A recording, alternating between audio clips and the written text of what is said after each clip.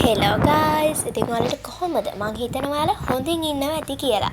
ඉතින් ඔයාලට මෙන්න මේ බෑග්ග්‍රවුන්ඩ් එක දැකපු තරම් තේරෙනවා ඇති මේ පැල ටිකක්නේ කියලා. ඉතින් මේක අමුතු වීඩියෝ ක්ලිප් එකක්.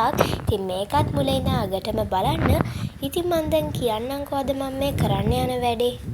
ඉතින් මම මගේ මහන්සියෙන්ම වවපු පැල කීපයක් තමයි මම මේ ඔයාලට දැන් මේ පෙන්නන්නේ. ඉතින් මෙතන නයි මිරිස්, මාළු මිරිස්, කොච්චි, අමු මිරිස් වගේ පැල ගොඩක් මම වගා කරා. ඉතින් මේ ටික වගා කරගන්න මට ගොඩක් ලොකු මහන්සියක් ගන්න වුණා. ඉතින් ඔයාලට මේ පේනවා ඇති මේ කරල. ඉතින් බලන්නකෝ ඔයාලට මම මේ කඩන විදිය තමයි මෙන්න මේ විදියට පෙන්නන්නේ. කොහොමද ඒක? දැක්කද මේ දැන් මම මෙන්න මේ මගේ පළදාව කැඩුවා.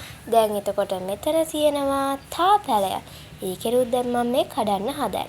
ඉතින් ඇත්තටම මෙන්න මේ වගේ පොඩි දේවල් ඔයාගේ ගෙදර වගා කරගන්න.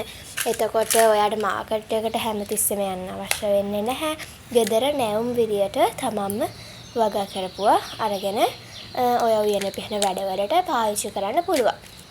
ඉතින් මේ වගේ වවාගත්තම අපිට හොඳ නැවුම් දේවල් ආහාරයට ගන්න පුළුවන්. එතකොට එක කරදර වෙන්න ඕනේ නැහැ. ඉතින් ගොඩක් වාසි තියෙනවා. ඉතින් මෙන්න මේ විදියට ඔයත් වගා කරගන්න. ඒ වගේම මගේ YouTube channel එක මේක බලලත් subscribe කරන්න. ඒක තමයි Life Journey with Litu.